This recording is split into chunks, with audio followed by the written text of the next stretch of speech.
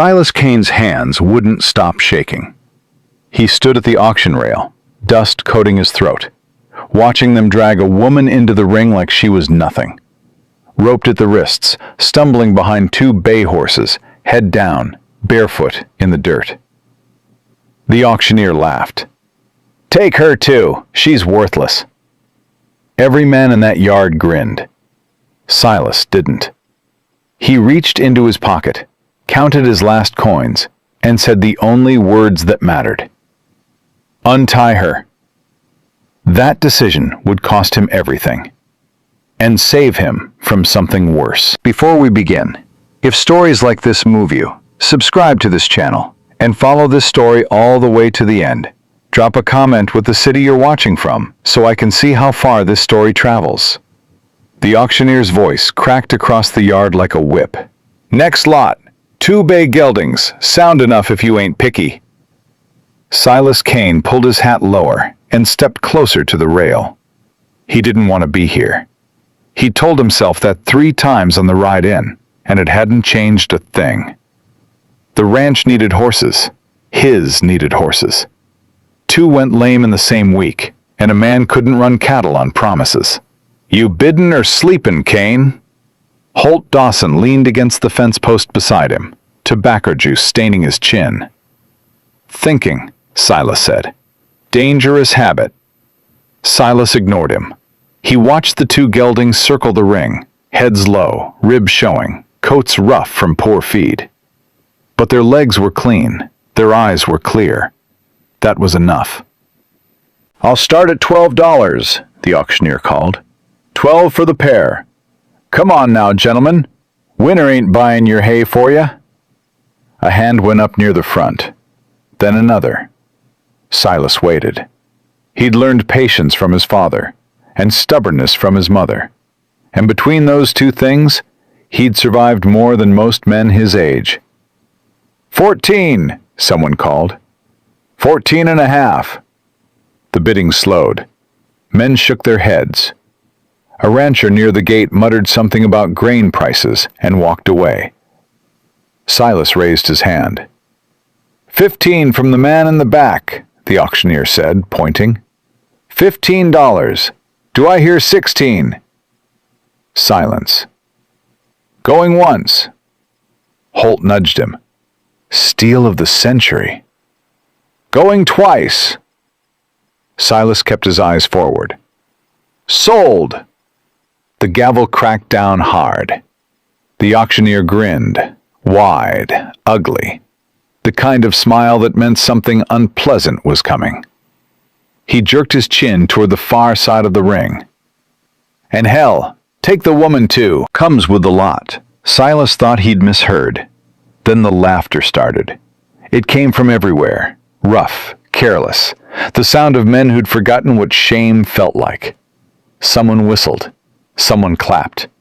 And beneath all of it, a smaller sound. Rope dragging across packed earth. Silas turned. She stood behind the horses, half hidden in their shadow. Her wrists were bound in front of her with rope so old it had darkened to the color of dried blood. Her dress was torn at the shoulder, stained with dirt and sweat, hanging off her frame like something borrowed from a scarecrow. Her feet were bare. Her hair fell tangled across her face, hiding everything but her mouth, which was pressed into a tight, bloodless line. She didn't move, didn't flinch, stood perfectly still, like a person who'd learned that stillness was the only armor left. "What the hell is this?" Silas said. The auctioneer shrugged. "Came in with the stock. Can't sell her separate. No papers, no name, no use. She don't talk, don't work.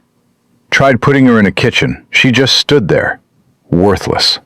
A man near the rail laughed. "Dumber than the horses, I'd wager." More laughter. A voice from the back shouted something crude that made half the yard howl. Silas felt his jaw tighten so hard his teeth ached. "I didn't buy a woman," he said. "Didn't charge you for one either," the auctioneer replied. "Consider it a kindness. Take her or leave her. Makes no difference to me. "I'll take her," a voice cut in. Silas turned. A man 2 rails down pushed off the fence. Big, gut hanging over his belt, eyes fixed on the woman, with something that made Silas's stomach turn. The man's name was Virgil Creed, and Silas knew him the way everyone in the territory knew him. By reputation, and by the women who stopped appearing at socials after they'd been seen with him.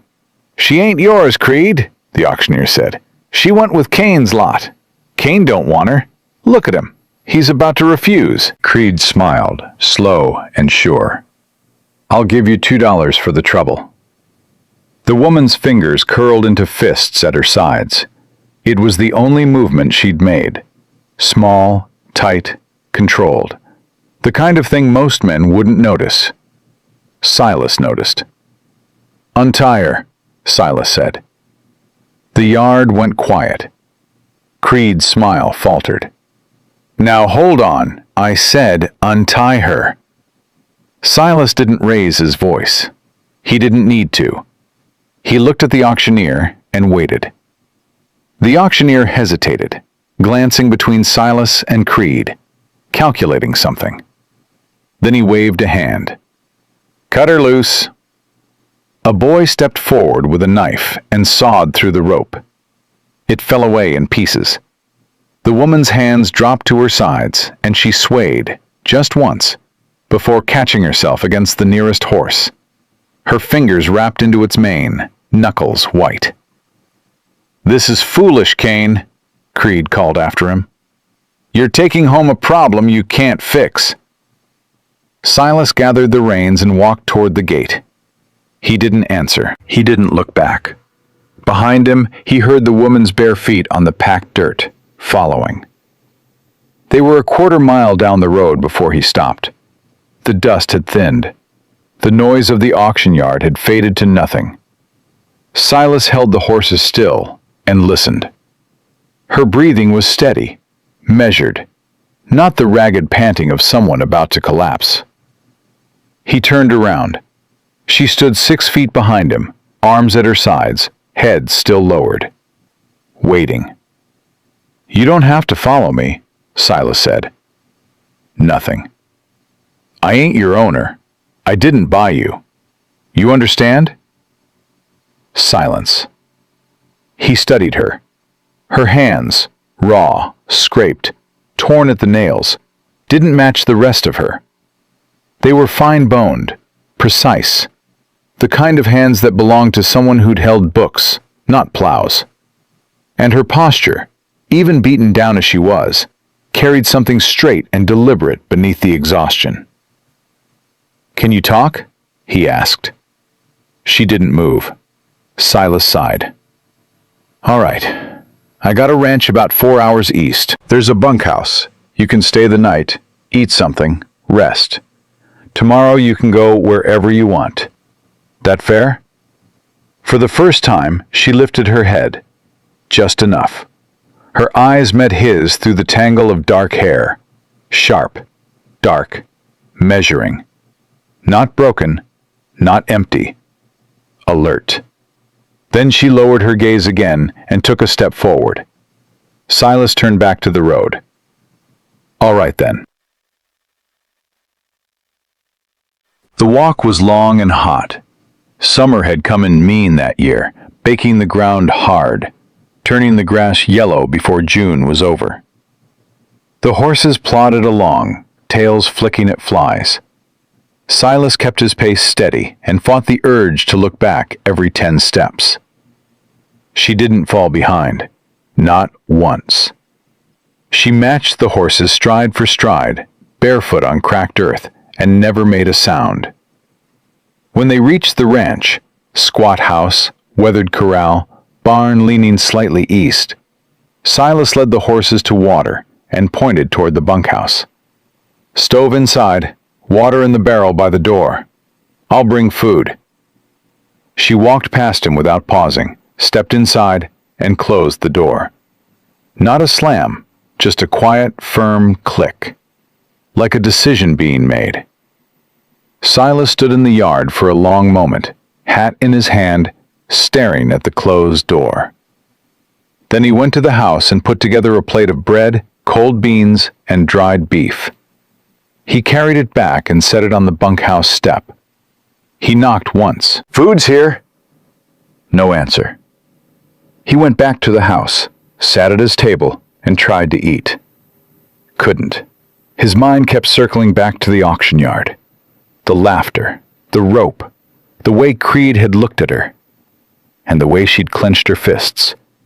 That one small, furious gesture.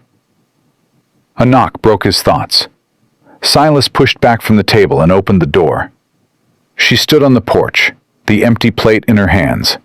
She held it out to him. "Thank you," he said, taking it. She turned to go. "Wait!" The word came out before he thought it through. She stopped, her back to him.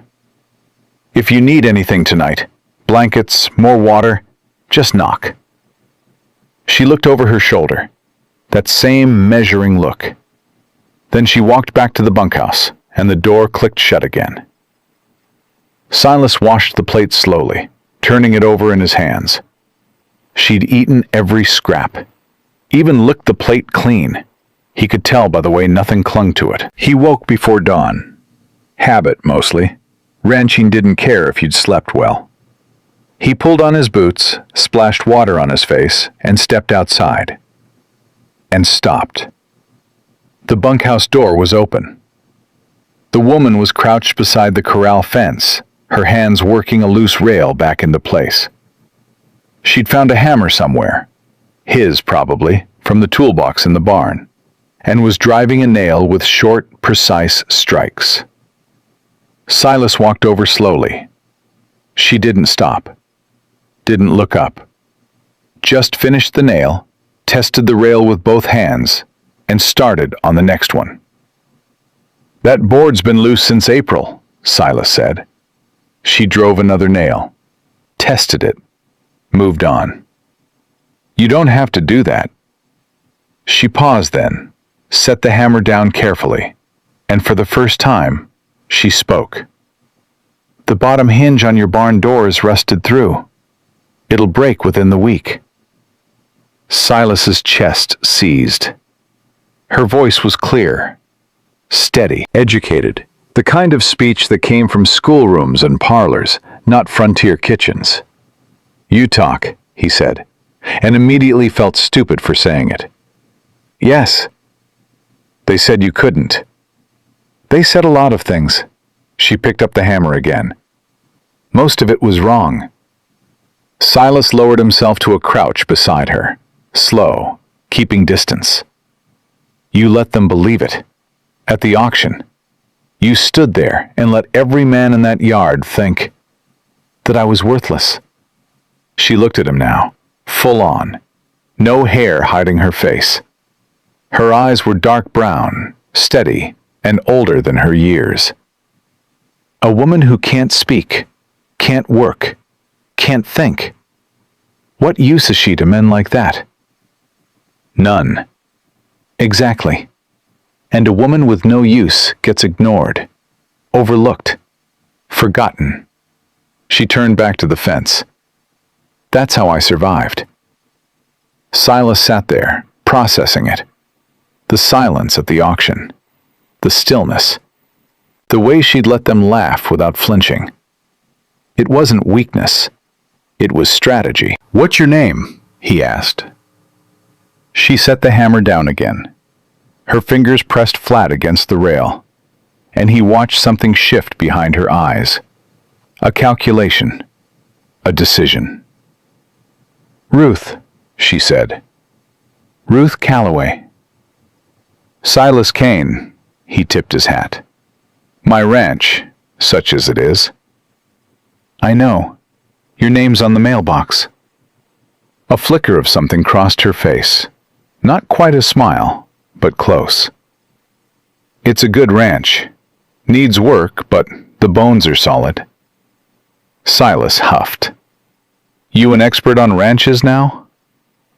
"No, but I know land. I know what good soil looks like, and what happens when men steal it." The way she said it, steal, carried weight. Old weight. Personal weight. Who stole your land, Ruth?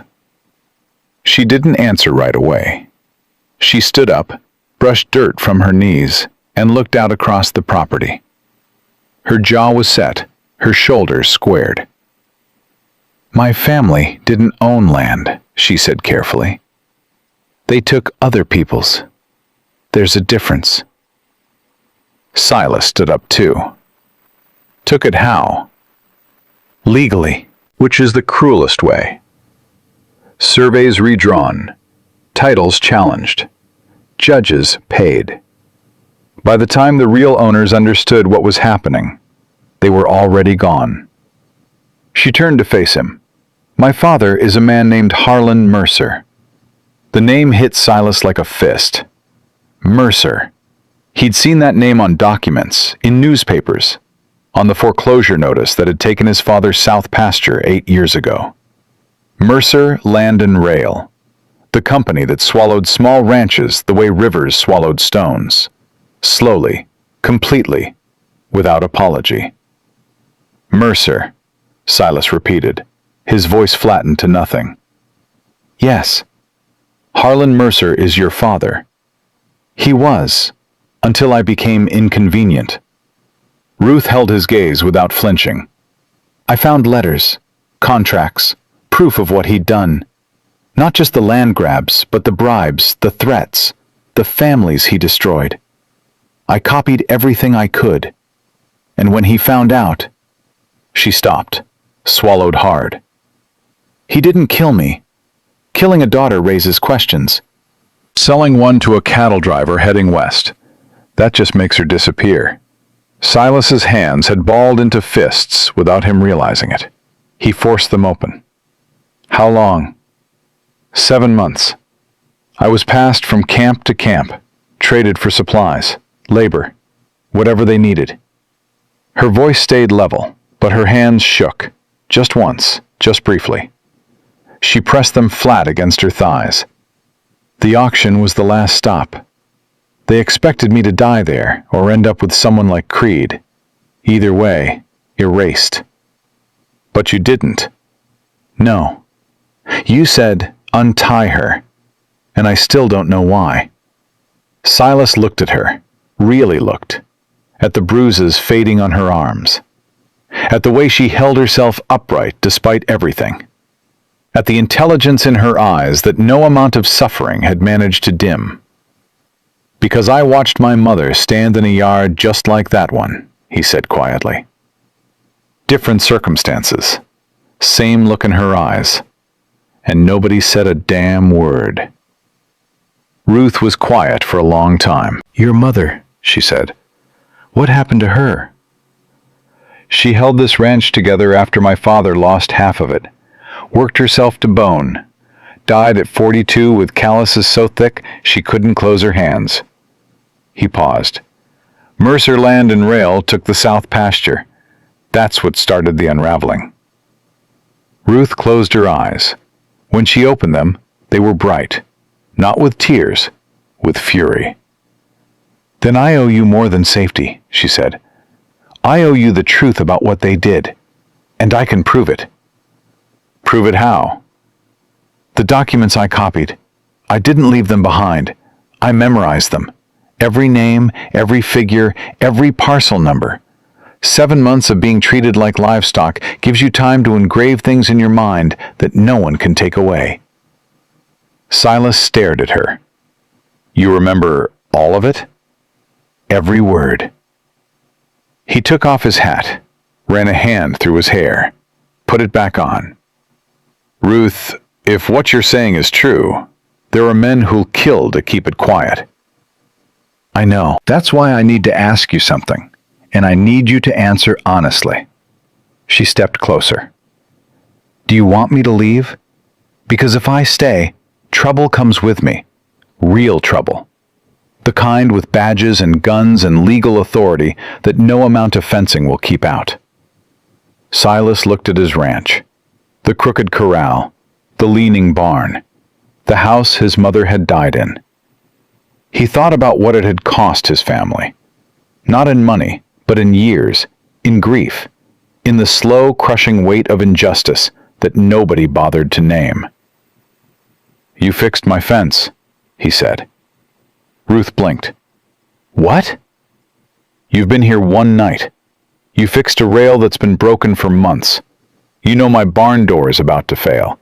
And you just told me you can recite from memory the documents that prove the most powerful man in this territory is a thief." He settled his hat. "Lady, I ain't sending you anywhere." Something broke open in her face. Not tears, not gratitude, but relief. The kind so deep it looked like pain. "They'll come," she whispered. "Let them." "Silas, I've been losing to men like your father my whole life. Lost land, lost cattle, lost my mother to work that shouldn't have been hers to carry. If there's a chance to stop even one of them, I don't care what it costs." Ruth held his gaze for a long, still moment. Then she nodded, once, firm, the same way she'd driven that nail into his fence. "Then we have work to do," she said, "and we start with your ledgers." That evening, Silas spread his ranch records across the kitchen table. Years of cramped handwriting, receipts, tax notices, payments to the rail company. Ruth sat across from him, sleeves rolled to her elbows, and went through them with a focus that bordered on frightening. "Here," she said, tapping a line, "you're paying a spur fee to Mercer Rail for crossing their land.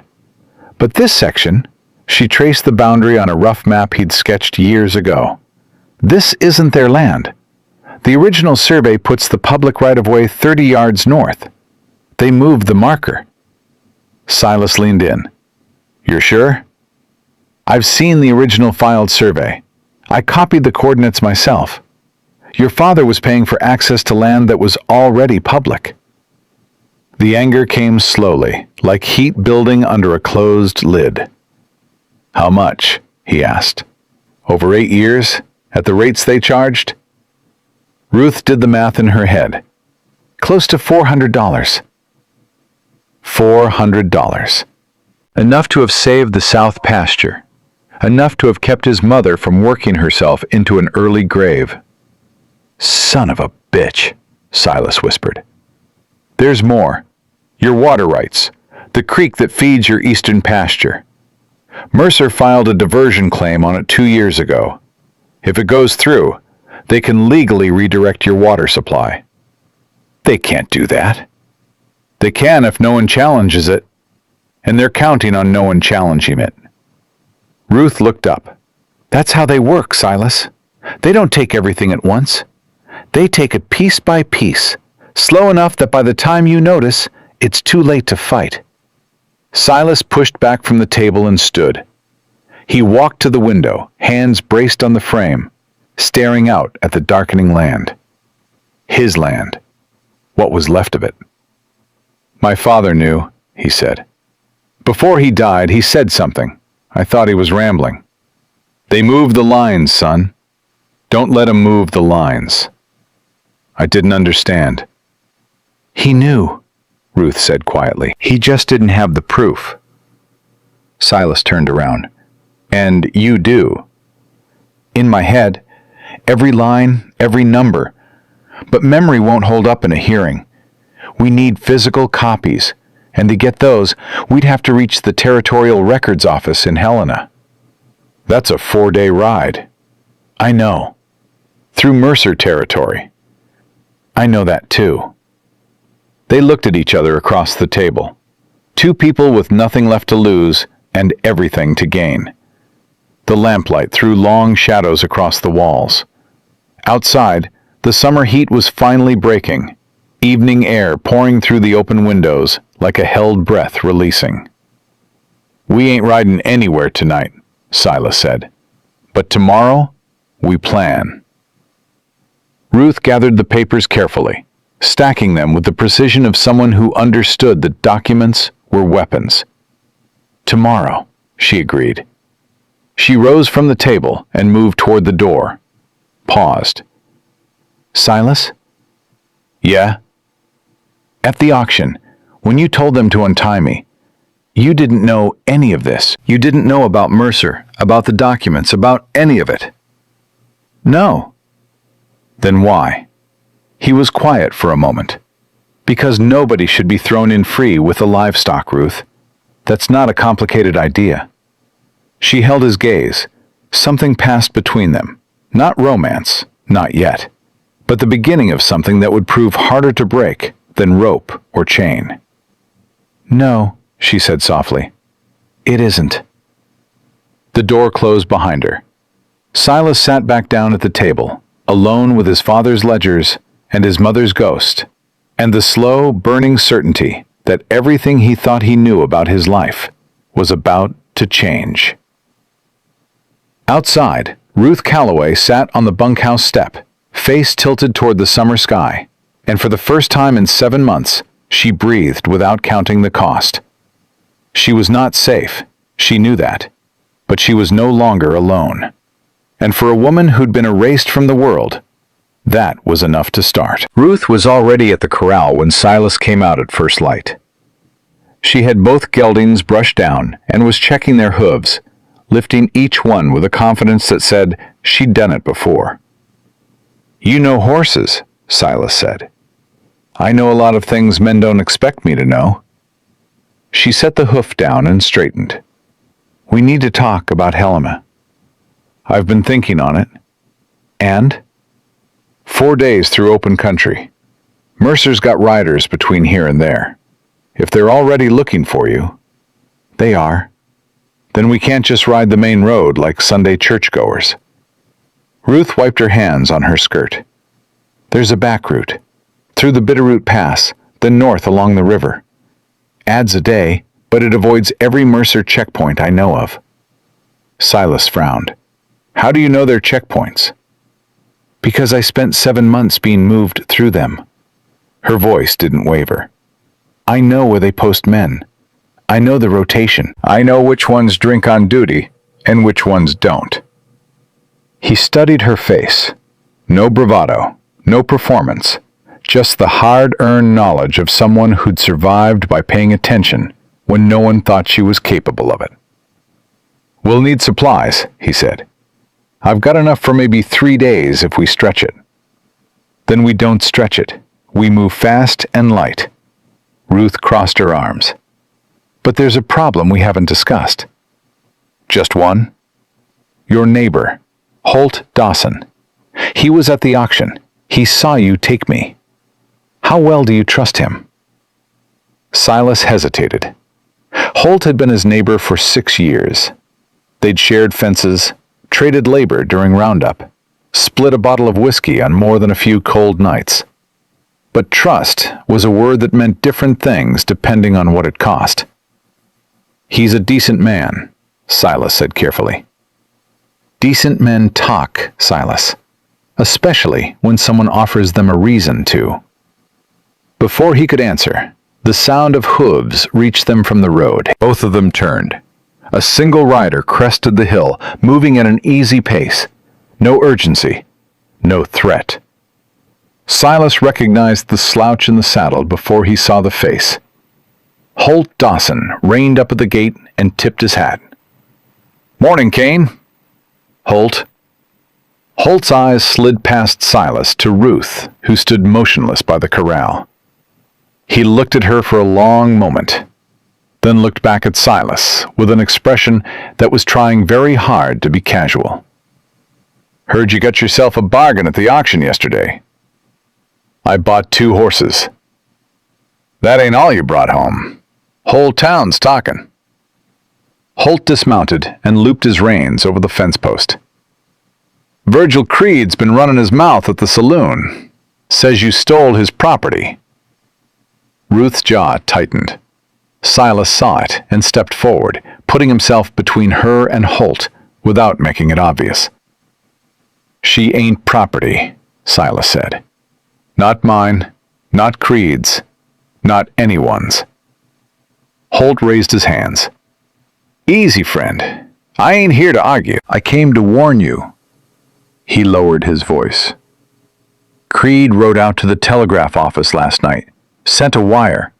I don't know who to, but the clerk said it was long, and it mentioned a woman.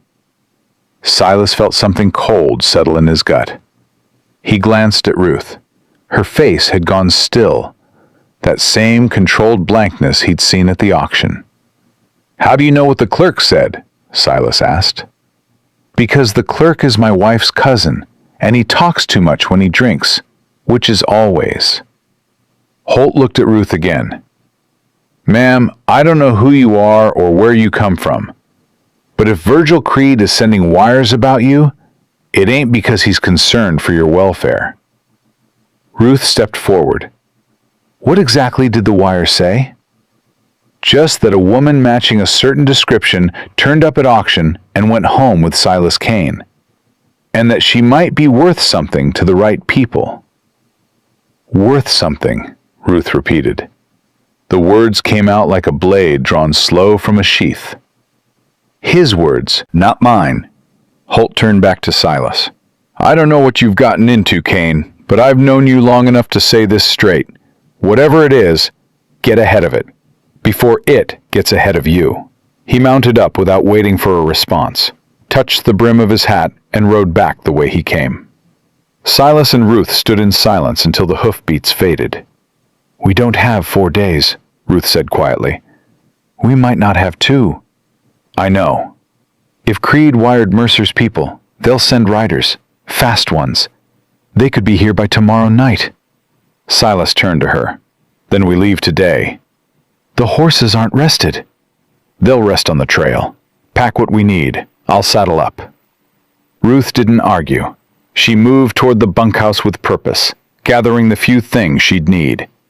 Silas went to the barn and pulled down saddles, checking cinches, filling canteens. His hands moved fast, but his mind moved faster, running through every mile between his ranch and Helena, calculating risk the way his father had once calculated the cost of losing.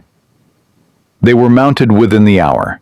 Silas took one last look at the ranch, the house, the corral, the barn with its rusted hinge that Ruth had noticed before he did.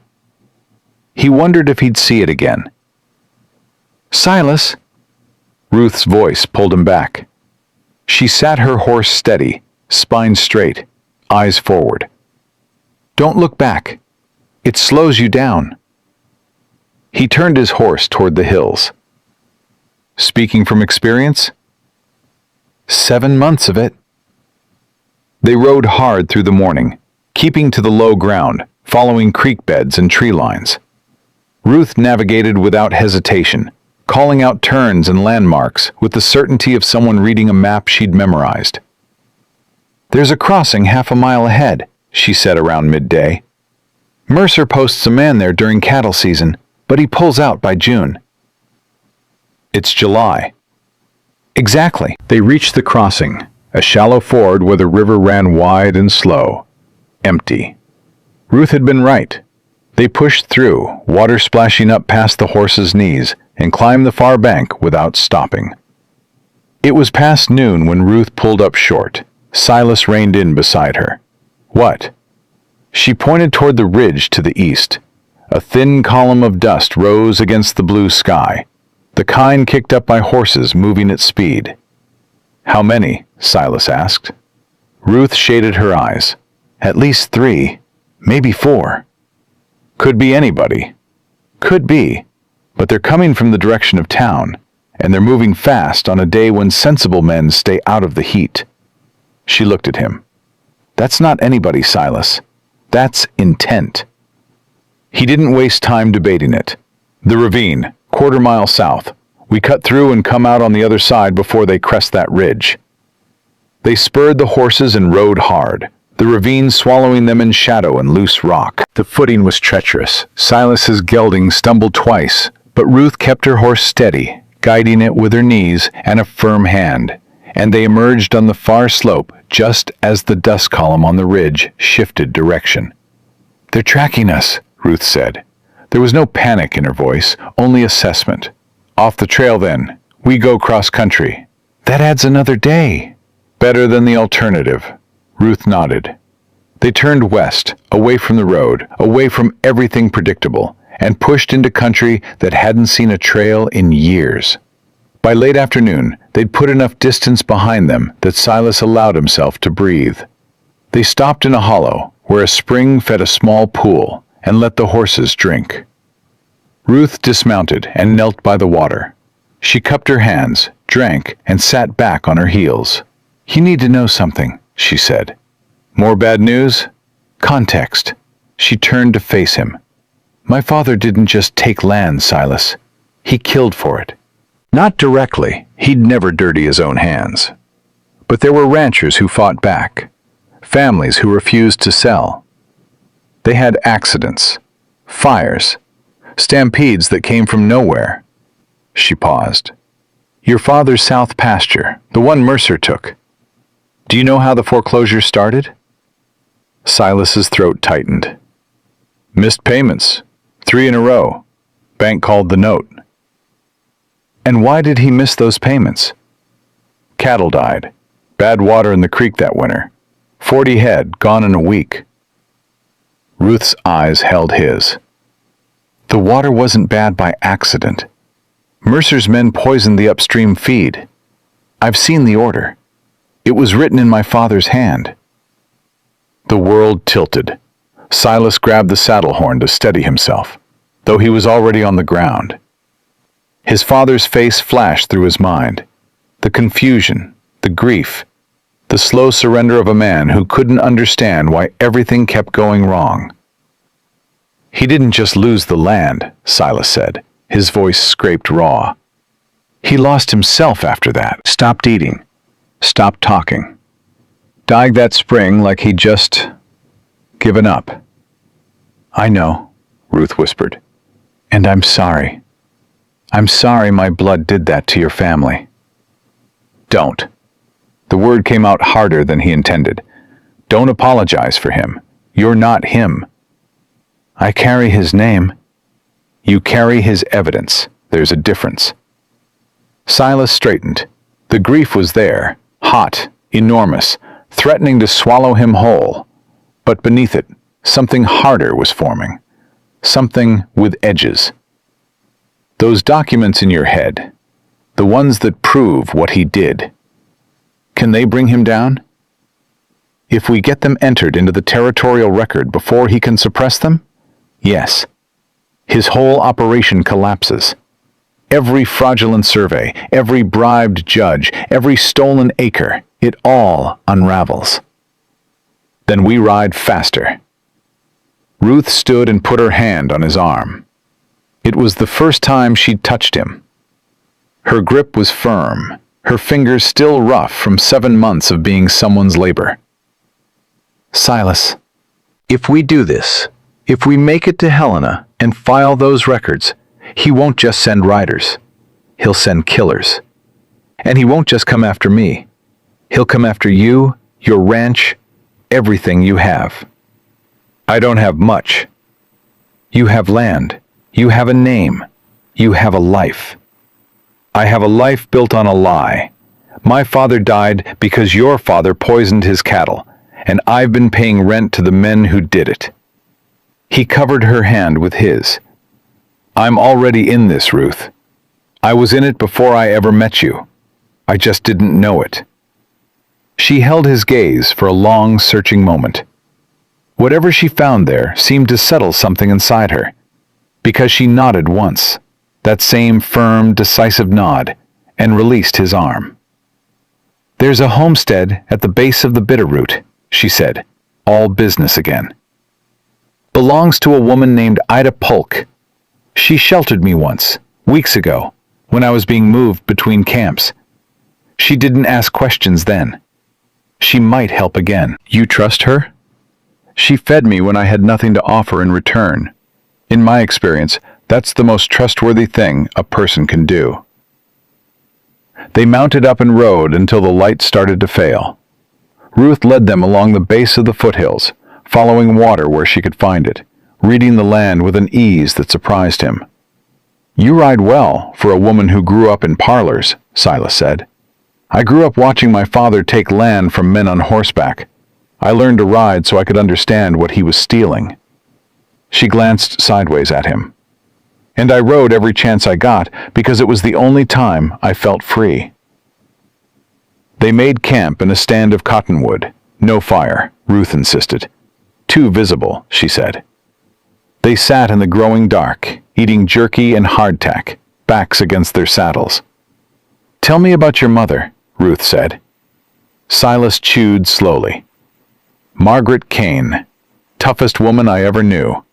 Could shoe a horse, birth a calf, and balance a ledger all before noon. When my father started failing, she took over everything. Ran the ranch, raised me, fought the bank, fought Mercer's lawyers, fought everyone, and lost. She didn't lose. She ran out of time. His voice roughened. 42 years old. Hands so torn up she couldn't button her own dress at the end. Doc said it was her heart, but I know what killed her. It was the weight. All that weight and nobody to share it with. Ruth was quiet for a long time.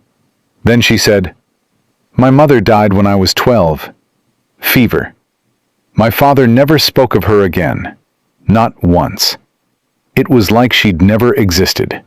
Is that when he changed?" He didn't change. He just stopped pretending. She pulled her shawl tighter. I think he was always what he was. She was just the only thing that made him careful about showing it. And when she was gone, he became what he wanted to be, and I became the only witness. Ruth's voice dropped. That's the real reason he got rid of me, Silas. Not because I stole documents, because I remembered my mother. And every time he looked at me, he saw someone who knew what he used to pretend to be. Silas let the silence hold. Some things didn't need a response. They needed space. After a while, Ruth lay back against her saddle and closed her eyes. We should sleep. Tomorrow we reach the Bitterroot, and after that, there's no easy ground until Helena. I'll keep first watch. Wake me in 4 hours. And Silas? Yeah? If you hear riders in the night, don't wait for them to get close. Wake me and we run. No heroics. I ain't the hero type. She opened one eye. You untied a woman at an auction full of armed men who were laughing at her. You're exactly the hero type. You just don't know it yet. She closed her eye. Within minutes, her breathing evened out. Not the deep sleep of someone who felt safe, but the measured rest of someone who'd trained herself to sleep in enemy territory. Silas sat in the dark, rifle across his knees, watching the stars wheel slowly overhead. He thought about his father, dying in the back bedroom with confusion in his eyes. He thought about his mother, her ruined hands folded across her chest in the pine box he built himself. He thought about Ruth, sold, silenced, erased, and the fire that still burned behind her eyes despite all of it. $400. That's what Mercer had stolen from his family in fraudulent spur fees alone. And that was just the money. The real cost couldn't be counted in dollars. It was counted in years, in graves, in a son who grew up believing his father had simply failed, when the truth was that his father had been murdered slowly, legally, by men in clean boots who never got dirt under their fingernails. Something shifted inside Silas Kane in that darkness. Not rage. Rage burned hot and died fast. This was colder, deeper. The kind of resolve that settled into bone and stayed there. He'd spent his whole life believing that losing was just what men like him did. That the world belonged to the Mercers, and the best you could hope for was to hold on to what little they hadn't taken yet. Ruth Calloway had shown him, in the space of 2 days, that the only reason men like Mercer won was because men like Silas didn't know they were being cheated. That was over now. He watched the dark hills and listened to Ruth breathe and waited for dawn with the patience of a man who finally understood exactly what he was fighting for. 3 hours before sunrise, a coyote screamed somewhere in the distance. Ruth's eyes snapped open instantly, alert, focused, no confusion. "Coyote," Silas said. "I know," she sat up. "But I heard something else. Before it. Hooves on shale." Silas held his breath and listened. Nothing. Then, faint, rhythmic, unmistakable. Horses on hard ground, moving slow, but moving steady. "How far?" he whispered. Ruth tilted her head, calculating. "Mile, maybe less. They're picking their way through the dark. They don't know exactly where we are, but they know the direction. Creed's wire. Mercer's men. Creed wouldn't ride at night. He's a coward. These are professionals." She was already on her feet, rolling her blanket, tightening her saddle cinch with quick, silent hands. "We go now. No trail. Straight through the brush toward the river. They won't follow in the dark. Too much risk of laming a horse." Silas packed in silence, every movement deliberate. They led the horses by hand through the brush, slow and careful, until the ground softened near the river. Then they mounted and let the water cover their tracks, riding upstream for a quarter mile before cutting back to solid ground on the far bank. Behind them, the sound of hooves had stopped. Whoever was following had lost the trail, for now. Ruth guided them through the pre-dawn dark with a certainty that bordered on unnatural. Every turn, every slope, every obstacle, she navigated as if the land were lit by a lamp only she could see. "How do you know this country so well?" Silas asked, keeping his voice low. "Because the men who moved me through it thought I was sleeping, or stupid, or both." Ruth's voice carried something almost like satisfaction. "They talked openly around me. Landmarks, routes, supply caches. They treated me like furniture, and furniture hears everything." Dawn found them 3 miles ahead of where they'd camped, climbing into the Bitterroot foothills. The air was cooler here, thin and sharp. Ruth pointed toward a thin column of chimney smoke rising between the hills. "Ida Polk," she said, "if she's still there." Silas checked his rifle and loosened it in the scabbard. "And if she's not?" Ruth's jaw set. "Then we keep riding and don't stop until Helena." They approached the homestead slow, single file, Silas in front. The place was small. A cabin, a chicken coop, a garden with stakes in the ground. A dog barked twice and went quiet. The door opened before they reached the fence. A woman stepped out, 60, maybe older, with iron gray hair braided down her back and a shotgun resting easy in the crook of her arm. She looked at Silas first, measuring him the way women in hard country measured strange men. Quickly, thoroughly, with a finger near the trigger. Then she looked past him to Ruth. Her face changed. Not a smile, something deeper. Recognition. Remembrance. "Well," Ida Polk said, "you're still alive?" Ruth dismounted. "Barely." "Barely counts." Ida lowered the shotgun. "Come inside, both of you, and bring those horses around back where they can't be seen from the road." Ida Polk set tin cups of coffee on the table and sat down across from them with the shotgun laid flat beside her plate, like it belonged there. She looked at Ruth the way a woman looks at a wound she expected to find open, but hoped had closed. "Last time I saw you, you were half dead in my chicken coop," Ida said. "2 men came looking for you the next morning. I told them I hadn't seen a soul." "I know," Ruth said. "I heard you through the wall." "And you didn't make a sound, not one." Ida shook her head. "I've been praying you were alive somewhere. Didn't much believe it, though." "I almost wasn't." Ruth wrapped her hands around the cup. "Ida, we're headed for Helena, the Territorial Records Office. I need to file what I know before my father's people catch up." Ida's eyes narrowed. "How close behind you?" "We heard riders last night," Silas said. "Mile out, maybe less. Lost them at the river, but that won't hold long. It won't hold at all. You know who they sent? Ida looked at Ruth. Wade Pruitt. The name landed like a slap. Ruth's hands went still around her cup. Silas saw the color drain from her face. The first time he'd seen fear crack through her composure. "You're sure?" Ruth asked. "He came through here 3 days ago, asked about a woman, described you down to the scar on your left hand." Ida nodded toward Ruth's hand, where a thin white line ran from her thumb to her wrist. "I played dumb, but he'll be back. Men like Pruitt always come back." Silas leaned forward. "Who's Pruitt?" Ruth set down her cup. "My father's fixer. Not a hired gun. Something worse. He was a U.S. Marshal. Legitimate badge. Legitimate authority. My father got him reassigned to the territory 5 years ago. He handles problems that need to disappear legally.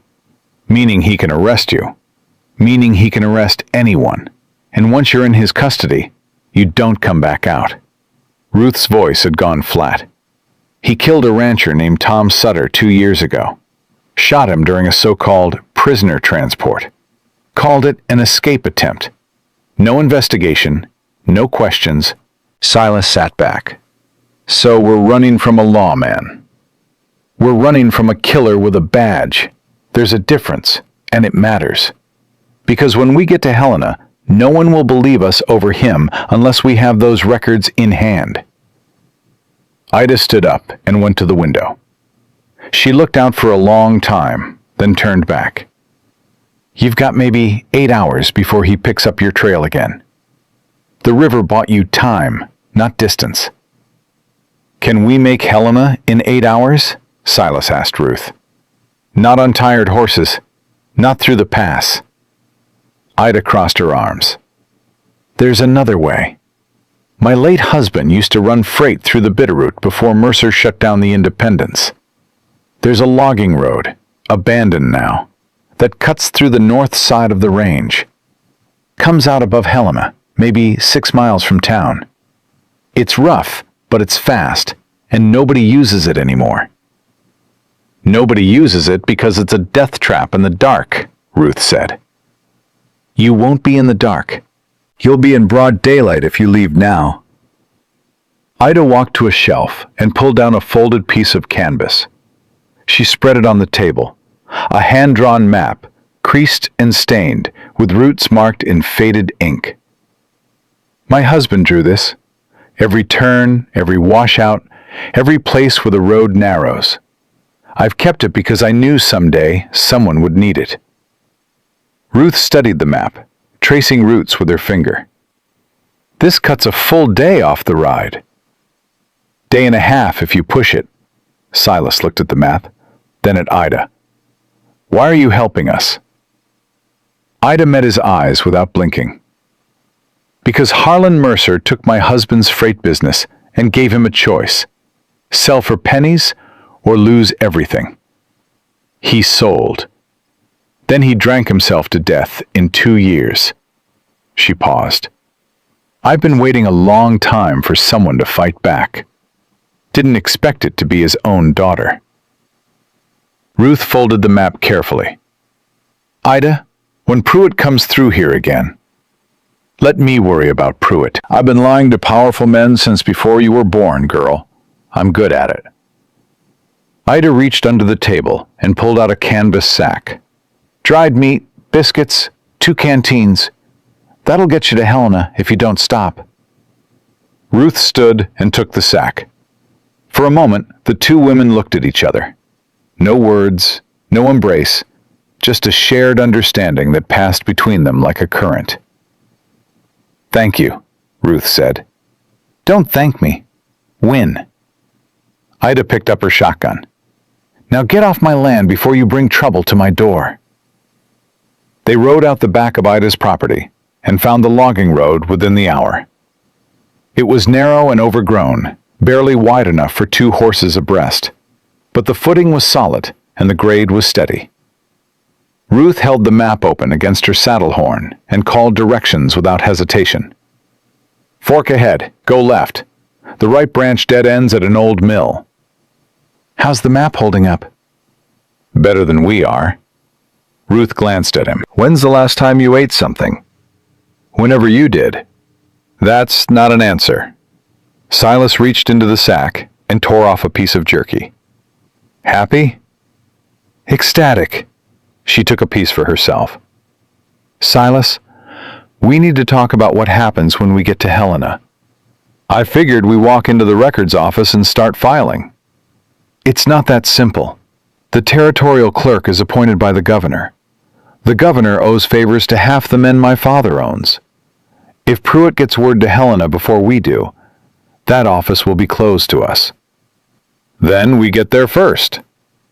And if we can't? If the clerk refuses to accept the filing? Silas chewed slowly. You said you memorized everything. Every document, every number. I did. Can you write it out? All of it? From memory? Given enough time, yes. Then we don't need the clerk to accept anything. We need a witness. Someone with standing who can verify what you write down and swear to it. Ruth turned in her saddle to look at him fully. That's actually a good idea. Don't sound so surprised.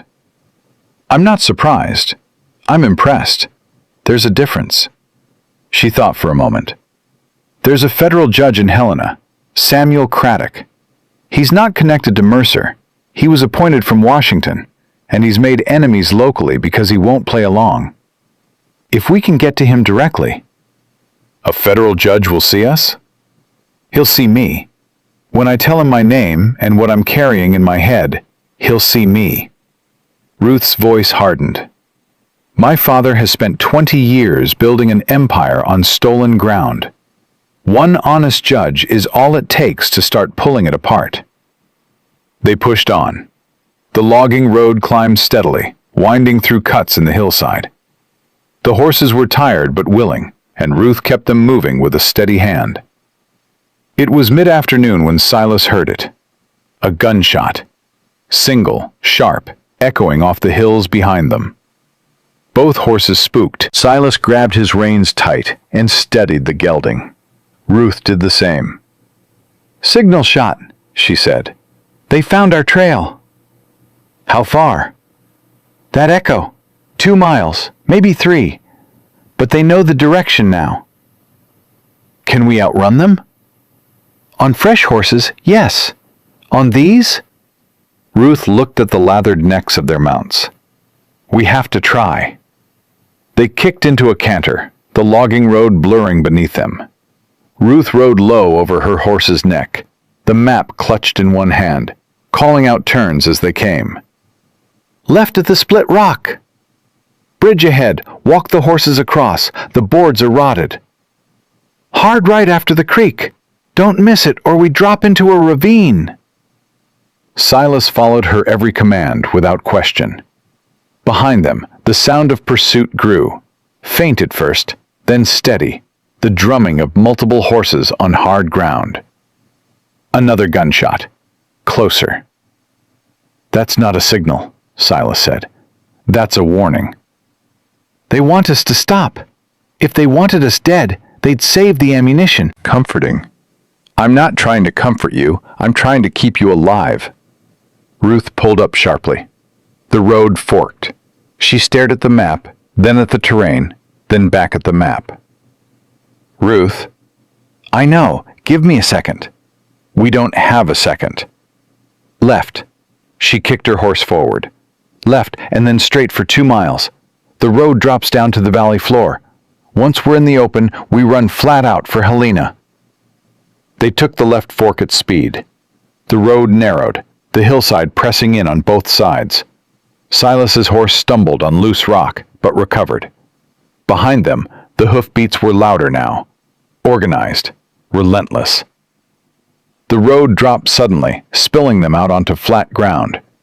Ahead, in the distance, Silas could see buildings, a church steeple, rooftops catching the afternoon light.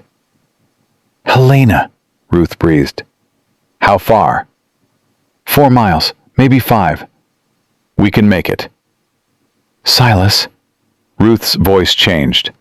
He looked at her. She was staring not ahead, but to the right, where the main road curved in from the south.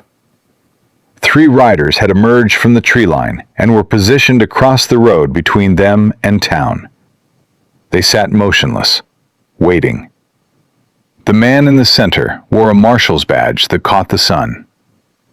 "Pruitt," Ruth said. Silas's hand went to his rifle. Ruth grabbed his arm. "Don't. He's legitimate law. You draw on a U.S. Marshal, you hang. That's exactly what he wants." "Then what do we do?" Ruth didn't answer immediately. She looked behind them. The riders from the hills were gaining, a quarter-mile back at most. She looked ahead, Pruitt and his men, blocking the road. "We ride straight at him," she said. "Are you out of your mind? He won't shoot us in the open. Not this close to town. Too many witnesses. He needs to take us quietly. Arrest us, transport us, make us disappear on the road." She turned to Silas with fierce certainty. "But he can't arrest us if we're already in the custody of someone with higher authority. Craddock, the federal judge. His office is at the far end of Main Street. If we can get past Pruitt and reach Craddock before Pruitt can stop us, that's a lot of ifs, Ruth. It's all we've got." Silas looked at Pruitt, sitting his horse with the calm patience of a man who'd done this many times before. Then he looked at Ruth, bruised, exhausted, riding a horse that was about to give out, carrying nothing but the contents of her mind and the stubborn refusal to be erased. "All right," he said. "Stay behind me. When I say go, you ride for town and don't stop for anything." "Silas." "Anything, Ruth. Not for me, not for gunshots, not for God himself.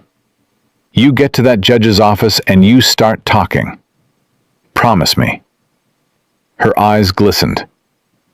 "I promise." Silas settled his hat, loosened his rifle in its scabbard, and nudged his horse forward. "Walk first, then trot, then canter." Pruitt raised a hand. "That's far enough, Kane." Silas kept coming. "I said stop. I'm a United States Marshal, and I'm ordering you to halt." Silas reined in 50 yards from the line, close enough to see Pruitt's face, sharp, clean-shaven, eyes the color of riverstone, the kind of face that inspired trust in people who didn't know better. "Marshal," Silas said, "what's the trouble?" "No trouble. I'm looking for a woman, Ruth Mercer, wanted for theft of private documents and property destruction. I have reason to believe she's traveling with you." "Don't know any Ruth Mercer." "Don't play games, Kane. I know who she is. I know what she took. And I know you're harboring a fugitive, which makes you an accessory." Silas felt Ruth behind him, heard her horse shift. He kept his eyes on Pruitt. "You got a warrant?" Pruitt smiled. It was the smile of a man who is used to winning. "I don't need one. Territorial authority grants me." "I asked if you have a warrant, Marshal. A piece of paper with a judge's name on it. Do you or don't you?" The smile thinned. "I'm giving you one chance, Kane. Hand over the woman and ride home. You'll never hear from me again." "And if I don't?" "Then you'll wish you had." Pruitt's hand rested on his sidearm, not gripping, just resting, a reminder. Behind them, the riders from the hills had reached the valley floor. Silas could hear them closing in. 5 minutes, maybe less, before they were boxed in completely. "Ruth," Silas said, without turning around. "Go." "Silas?" "Now!" She kicked her horse. The gelding lunged forward, veering wide around Pruitt's line, heading for the gap between 2 of his men. Pruitt shouted. One of his riders moved to cut her off. Silas spurred his horse directly at Pruitt. The marshal's horse reared. Pruitt swore and fought for control. His men wheeled, confused, one chasing Ruth, one trying to help Pruitt. The formation shattered. Ruth's horse found the gap. She was through, racing toward town at a dead gallop, bent low over the horse's neck. Pruitt got his horse under control and drew his pistol. "Stop, or I fire!"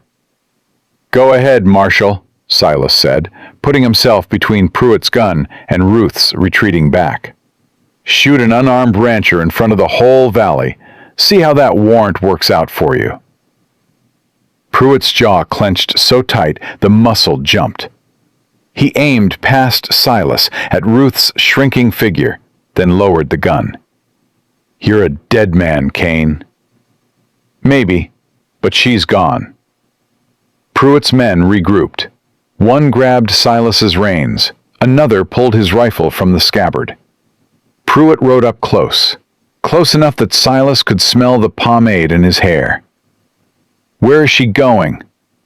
Silas said nothing. Pruitt struck him across the face with the barrel of his pistol. Pain exploded through Silas's cheekbone. He tasted blood. "I asked you a question, and I gave you an answer." Pruitt hit him again.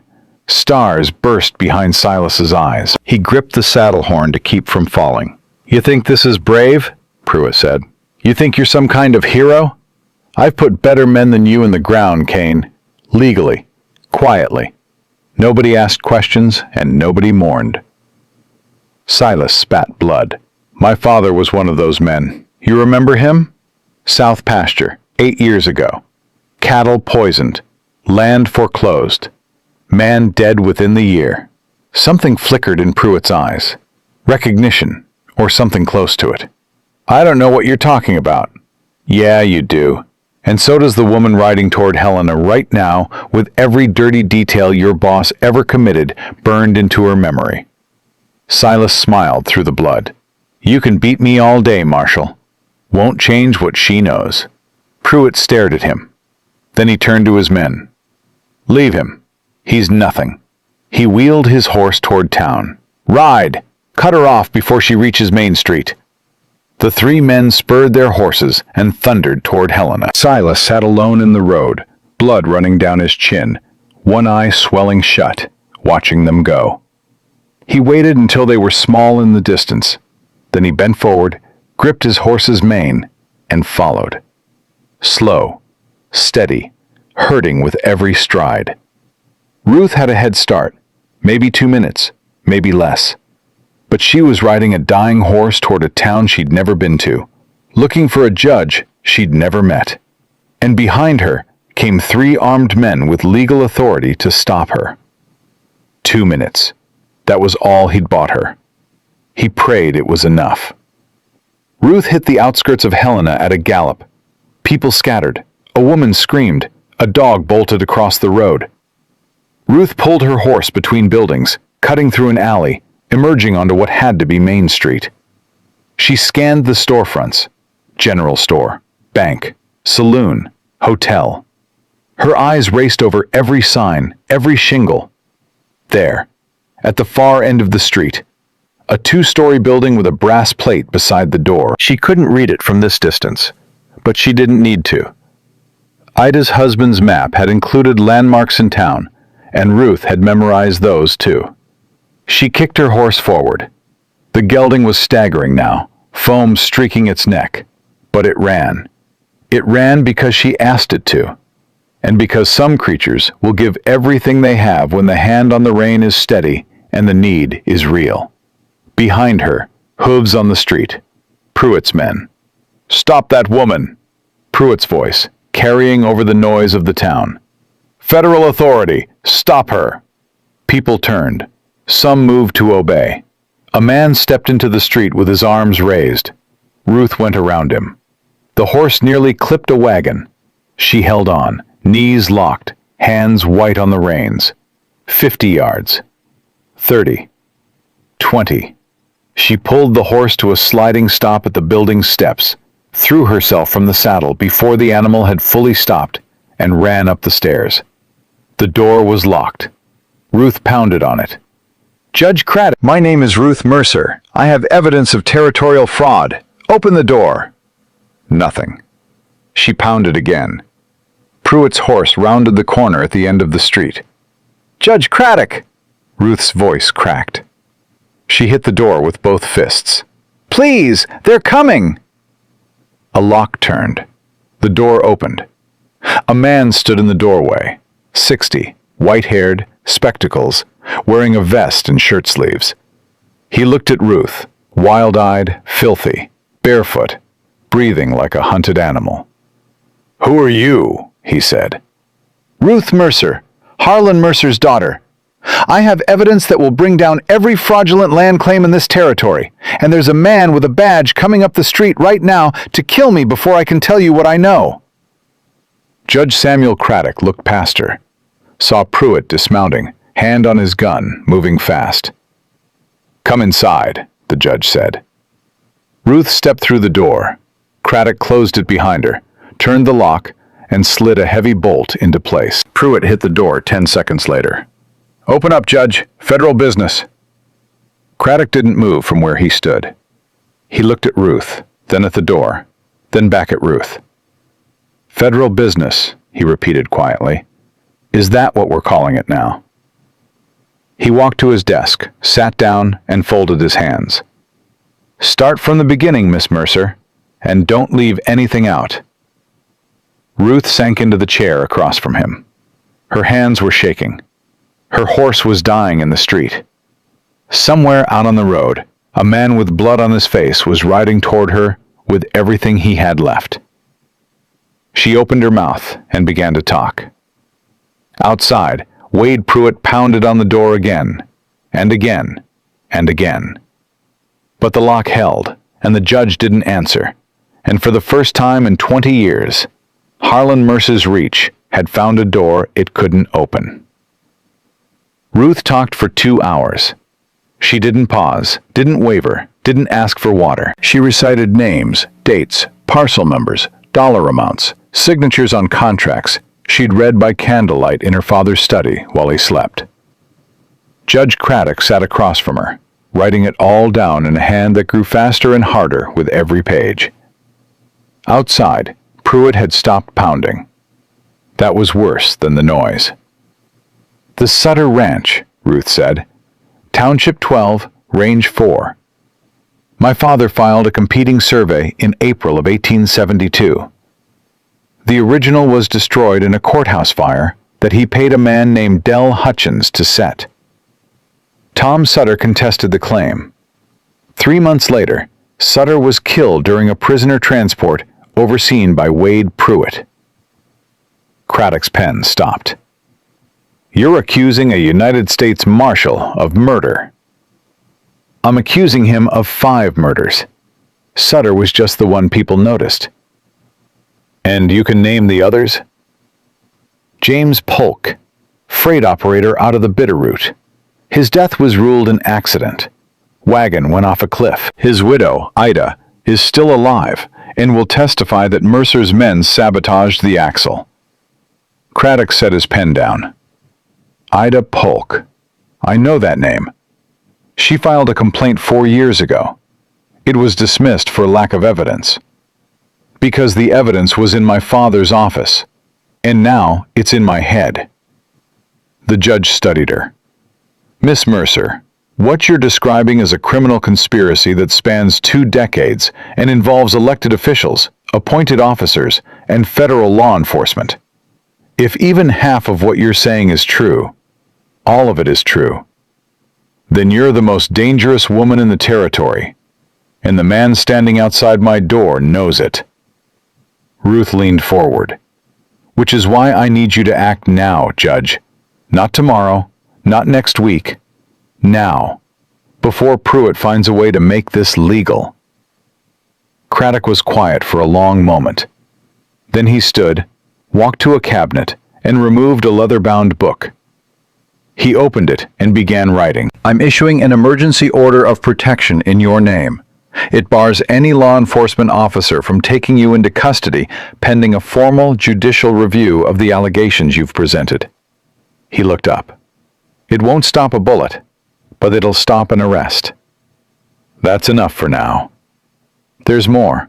I'm also issuing a subpoena for the original territorial survey records held in this office. If your father's people alter them, the originals will show it. And I'm ordering a federal inquiry into the death of Thomas Sutter. Craddock signed the document with a heavy stroke. Miss Mercer, you should know, once I file these orders, I can't unfile them. Your father will know within days, possibly hours. Good. You may also want to know that Harlan Mercer contributed generously to the campaign of the man who appointed me. That man expected me to be grateful. Craddock smiled thinly. He was disappointed. A knock came at the door. Not the pounding of earlier. This was measured, deliberate. Judge Craddock. Pruitt's voice, calm now, controlled. I have federal authority to detain a suspect in this building. If you obstruct me, I'll file charges against you as well. Craddock walked to the door and opened it. Pruitt stood on the steps, badge catching the late afternoon light, flanked by his two men. Marshal Pruitt, Craddock said, I've just issued an emergency protection order for Ruth Mercer. Any attempt to detain her will be treated as contempt of a federal judicial order. You're welcome to challenge it in court. Pruitt's expression didn't change, but something behind his eyes shifted. A recalculation. That woman is a thief and a fugitive. That woman is a witness under the protection of this court. And unless you have a warrant signed by a sitting judge, which you don't because I checked, you have no authority here. You're making a mistake, Craddock. I've been told that before, usually by men who ended up in my courtroom. The judge held up the signed orders. These will be filed with the territorial clerk within the hour. Copies go to Washington by tomorrow's post. I suggest you wire your employer and let him know that his business arrangements are now a matter of federal record. Pruitt stood very still. His eyes moved past Craddock to Ruth, who had come to stand in the doorway behind the judge. She met his gaze without flinching. Your father sends his regards, Pruitt said softly. Send them back, Ruth replied, along with a summons. Pruitt's jaw worked. He looked at Craddock, then at Ruth, then at the documents in the judge's hand. Without another word, he turned, mounted his horse, and rode down Main Street. His men followed. Ruth watched them go. Then her knees buckled. Craddock caught her arm. Steady. I'm fine. You're not fine. You're exhausted, you're malnourished, and you just outran a United States Marshal on a half-dead horse. Sit down before you fall down. She sat. For the first time since the auction yard, the tension in her shoulders released. Not fully, not completely, but enough that she could feel how much it had been costing her to hold it. Judge, she said, there's a man, Silas Kane. He was on the road behind me. Pruitt's men. I'll send someone. Now, please. He's hurt. Craddock called to a clerk in the back room and sent him running for the sheriff. The real sheriff, not Mercer's men. Then he turned back to Ruth. This man, Kane, who is he to you? Ruth thought about the question, about the auction yard and the rope on her wrists, and the single command that had changed everything. Untie her. He's the reason I'm alive, she said. They found Silas a mile outside town, slumped over his horse's neck, one eye swollen shut, blood dried dark down the side of his face. The sheriff's deputy brought him in, draped across his saddle like a sack of grain, and Ruth was waiting on the courthouse steps when they arrived. She didn't run to him. She walked, steady, controlled, the way she did everything. But her hands were shaking when she reached up and helped ease him down from the horse. You look terrible, she said. You should see the other guy. Silas tried to grin and winced. Actually, don't. He looks fine. That's the problem. Can you walk? Can I sit down first? They got him inside. Craddock had sent for a doctor, a quiet man named Avery, who cleaned the gash on Silas's cheek, checked his ribs, and declared nothing broken but plenty bruised. Pistol barrel? Avery asked, examining the wound. Marshall's sidearm, Silas said. Avery paused, looked at Craddock, looked back at Silas. I'll note that in my report. You do that. When the doctor left, Silas and Ruth sat alone in Craddock's office. The judge had gone to file his orders, leaving them with coffee and silence. You made it, Silas said. You gave me time. 2 minutes. 2 minutes was everything. Ruth set her cup down. He hit you. Twice. I heard. It's nothing. It's not nothing, Silas. He could have killed you. He didn't. And you got to Craddock. That's what matters. Ruth shook her head. You keep doing that, pushing yourself aside like you don't count, like you're just the man who happened to be there. I am just the man who happened to be there. No, you're not. Ruth's voice cracked for the first time. She pressed her lips together, fighting for control. Do you know what I thought at the auction? When they tied me to those horses and men laughed and bid on livestock while I stood there like I was less than nothing? Silas waited. I thought, this is it. This is how it ends. Not with a gunshot or a knife or even a sentence from a judge. Just erasure. Slow, quiet erasure, until there's nothing left of me that anyone would bother to remember. She swallowed hard. And then you said 2 words. Untie her. And every man in that yard went silent. Not because you were loud. Not because you had a gun. Because you meant it. You looked at me and you saw a person. And you meant it. Ruth, let me finish. She wiped her eyes with the back of her hand. I have spent 7 months being invisible, being cargo, being the thing no one wanted. And in 1 sentence, you made me real again. So don't tell me you're just the man who happened to be there. You're the only man who saw me. Silas didn't speak for a long time. He looked at his hands, calloused, cracked, still trembling slightly from the ride. The hands of a rancher who'd been losing his whole life and had just started learning why. My mother, he said quietly. After my father died, after Mercer took the south pasture, she used to sit at the kitchen table every night going over the books. Same numbers, same debts, same impossible arithmetic. And every night she'd close the ledger and say, "Tomorrow we'll find a way." She said it so many times I stopped believing her. I thought she was lying to herself. He looked up. She wasn't lying. She was choosing. Every single day she chose to keep going, not because she thought she'd win, because she refused to let them see her quit. She sounds remarkable. She was, and she died alone because nobody helped her carry the weight. His voice roughened. That's why I said untie her, Ruth. Not because I'm brave, because I couldn't stand there and watch it happen again. Ruth reached across the table and took his hand. He let her. Her fingers were still rough, still scarred, but they were warm, and they held on with a strength that had nothing to do with muscle. We're not alone anymore, she said. Either of us. Silas looked at her hand holding his, at the woman who'd been sold like broken tack, and had fought her way to a federal judge's office with nothing but her memory and her will. At the scars on her wrists where the rope had been.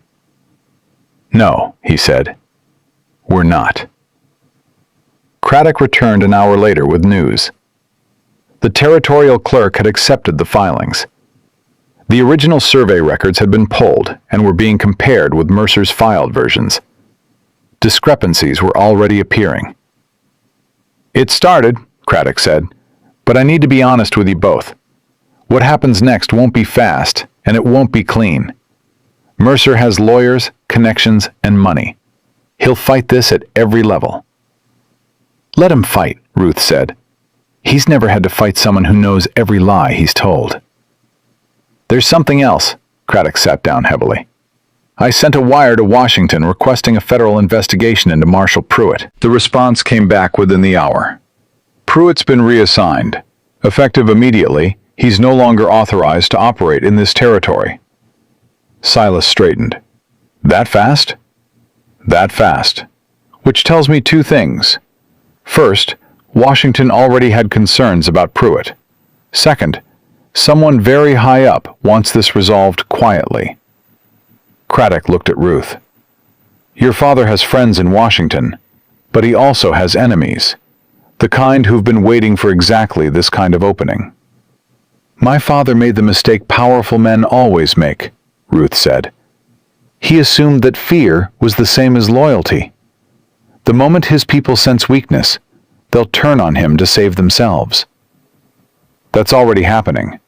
I've received 2 telegrams in the last hour from territorial officials offering to cooperate with the inquiry. Men who, 24 hours ago, would have denied knowing your father's name." Ruth closed her eyes. Something moved across her face. Not triumph, not satisfaction, something closer to grief. "He's my father," she said, so quietly that Silas almost didn't hear it. "I destroyed my own father." "He destroyed himself," Silas said. "You just showed people where to look." "That doesn't make it easier." "No, it doesn't." Craddock cleared his throat. "Miss Mercer, there's one more matter. The protection order I filed covers you specifically. But Mr. Kane," he turned to Silas, "you have no legal protection. Pruitt may be reassigned, but Mercer's other men aren't. Your ranch is exposed." Silas nodded slowly. "I figured. I can extend the protection order to include you as a material witness, but that requires you to make a formal statement about the fraud perpetrated against your family's land." "I'll make the statement. It means your name goes into the federal record. Mercer will know exactly who you are and where you live." "He already knows. He's known since he poisoned my father's cattle and watched him die." Silas's voice was steady. "Put my name down, Judge. All of it. Silas James Kane, Township 8, Range 6. And note that Margaret Kane, my mother, died at 42 from working land that should have been twice its size because Harlan Mercer stole half of it and nobody gave a damn." Craddock wrote it down, every word. That evening, the judge arranged rooms for them at a boarding house run by a widow named Mrs. Fenton, who asked no questions and served supper without being asked. Ruth ate slowly, mechanically, like someone who'd forgotten how meals worked when they weren't stolen or rationed. Silas sat across from her. His face was swollen, one eye still half shut, but the doctor had done good work, and the pain had settled into something manageable. "What happens to your ranch while we're here?" Ruth asked. "Holt's watching it. I sent word." "You trust him now?" "You asked me that before. The answer's the same. He's a decent man. And right now, decent is the best I've got." Ruth pushed her plate aside. "Silas, when this is over, the inquiry, the hearings, whatever comes, what do you want?" "What do you mean?" "I mean, after, when the dust settles, what do you want your life to look like?" He thought about it. Really thought. "I want my land back. All of it. The south pasture, the water rights, the spur access. I want to stand on ground that's mine, free and clear, and know that nobody can take it." "And?" "And I want to stop being angry at my father for dying. He didn't give up. He was beaten. There's a difference, and I spent too many years not knowing it." Ruth nodded. "Anything else?" Silas looked at her across the table, at the woman who'd survived the unsurvivable, who'd been sold and silenced and erased, and had come back with a mind like a steel trap and a will that wouldn't bend. "Yeah," he said, "there's something else. But I reckon it's too soon to say it." Ruth's eyes softened. "It's not too soon." "Ruth, I'm not asking you to say it. I'm telling you it's not too soon to feel it." She reached across the table and touched his bruised cheek, gently, barely a breath of contact. "You rode into a marshal's line for me. You took a pistol to the face so I could run. No man has ever—" She stopped, started again. "In my whole life, no one has ever put themselves between me and danger. Not once." "Your mother?" "My mother loved me, but she was afraid of my father. Everyone was."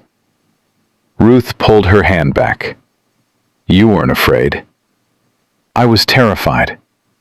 "But you did it anyway." "That ain't courage, Ruth. That's stubbornness. Kane family specialty." She almost smiled. "I think your mother would disagree." "My mother would have liked you." "Would she?" "She had a weakness for people who were smarter than everyone else in the room, and too polite to say so." This time, Ruth did smile. Small, fragile, real. Like a first green shoot pushing through scorched ground. "I'm not always polite about it." I noticed. They sat in the quiet of Mrs. Fenton's dining room, the sounds of Helena settling into evening around them. Somewhere, a piano played badly. A dog barked. Boots scuffed on boardwalks. The ordinary sounds of a town that didn't know its foundations had just cracked. "Ruth," Silas said, "when this is done, when the hearings are over and Mercer's finished and the land is sorted out, I want you to come back to the ranch." "As what?" "As whatever you want to be. Partner, neighbor, bookkeeper, Lord knows I need one." He paused. "Or something else, if you wanted." Ruth held his gaze. "Something else?" "Yeah." "You're asking me to stay." "I'm asking you to choose. Nobody gets to tell you where you belong anymore. Not your father, not Pruitt, not me. But if you choose," he swallowed, "if you choose, there's a place. And it's yours." Ruth was quiet for a long time, long enough that Silas felt the silence pressing against his chest like a held breath. Then she stood, walked around the table, and sat down beside him, close enough that their shoulders touched. "My whole life," she said, "men have decided where I go. My father decided I'd marry a stranger. Traders decided I'd be cargo. An auctioneer decided I was worthless." She looked at him. "You're the first person who's ever asked me to decide for myself." "Is that a yes?" "That's a yes, Silas." He exhaled, long, shaking, the kind of breath a man lets out when he realizes the thing he was most afraid of losing is the thing he just got to keep. Ruth leaned her head against his shoulder. He rested his cheek against her hair, gently, mindful of the bruise. "We still have a fight ahead," she murmured. "I know." "Mercer won't go quietly." "Never expected him to." "And the ranch needs work. A lot of work." "It does." "Good," Ruth said, "because I'm very good at work." Silas put his arm around her. Not possessive, not protective. Just there. Present. The way a man holds something he's been given freely and intends to keep.